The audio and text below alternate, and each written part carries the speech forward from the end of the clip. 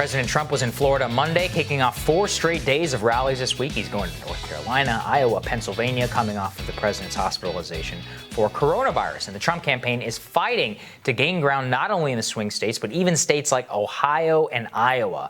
Recent polls show him virtual ties in many of these states. So we got less than 3 weeks to go before the election. This could be Trump's last push for make his case. Trump campaign senior advisor for strategy, Steve Cortes. He joins us now for the campaign's efforts. Good to see you again, Steve. Thanks for joining us. Hey, thanks, Sagar. Steve, take us through the last stretch of the campaign here. The president was in Pennsylvania yesterday. He's going to be all over the country pretty much every single day until the election happens. What is the closing case that the president is making here to get out of the deficit that we find him in right now?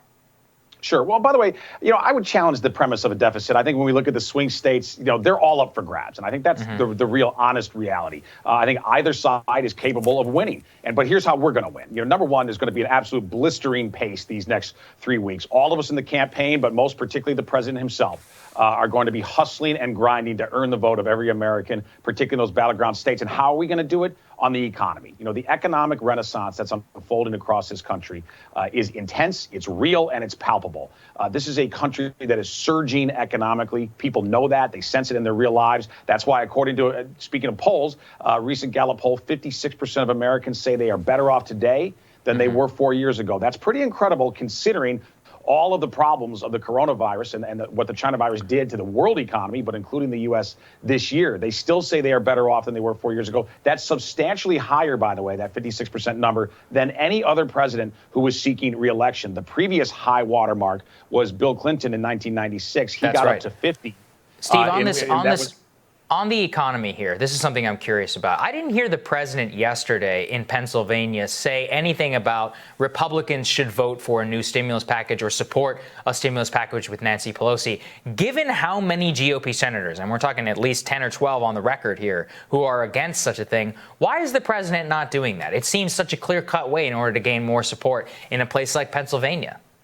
Sure. Well, I don't know why he specifically didn't mention it last night, but he has been very clear, and Secretary Mnuchin, who's leading negotiations, has certainly been very clear that we want a proposal. We want a solution, and we want it immediately, because we know that even, I spoke about the economic renaissance, and this economy is surging, but we know that we have work to do. We are not yet back to the heights of the Trump boom that we enjoyed in the early months of this year. There are too many Americans still out of work because of what the Chinese Communist Party did to us, and they need assistance through no fault of their own. They're idle right now. They need this assistance. Nancy Pelosi is standing in the way of it. And by the way, that's not even just my opinion. Even CNN is actually now, even Wolf Blitzer is now challenging Nancy Pelosi on her obfuscation and her obstruction to getting something done. She sees political calculus here, though. She believes that keeping those people in need, keeping them anxious, is going to win the election for the Democrats. It's really power politics at its worst. The president does want and is strongly advocating for aid, immediate aid to these Americans who still need help. There's no disagreement there on Pelosi. There's something I want to talk to you about Florida, and I know you know a little bit about that state. As I understand it, the early voting numbers right now are brutal for Republicans. I have some of them in front of me, which is that the Dems are leading the GOP in all 67 counties in the early vote. They are currently leading by 385,000 votes in the state. Last time around, by this comparison, the Republicans led in early voting by 7,000 votes. What explains the difference here, Steve? I mean, how is that deficit going to be made up? Sure. Well, listen, I think it's actually simple to explain. The Democrats have really scared the bejesus out of their voters. They really have, within a rational level of fear regarding the virus. So what they're doing, we believe, and the data shows this really, is they are massively cannibalizing their game day, their election day voting totals.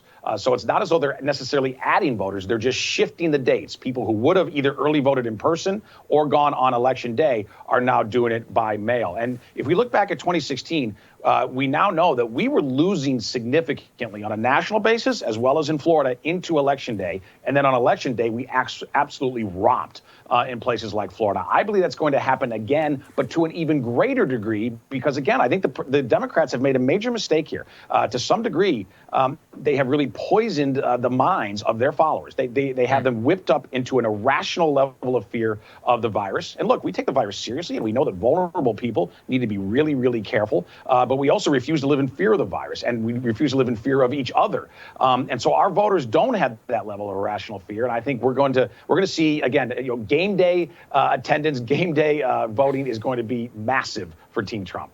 Well, it's certainly a theory, and it's a high-risk one. So, Steve, thanks for joining us. Really appreciate it. Thanks, Sagar. Next on Rising, President Trump's support among seniors and independents are a cause for concern in swing states. Political reporter at the Huffington Post, Daniel Marins, he's going to explain some of that shift in support when Rising continues.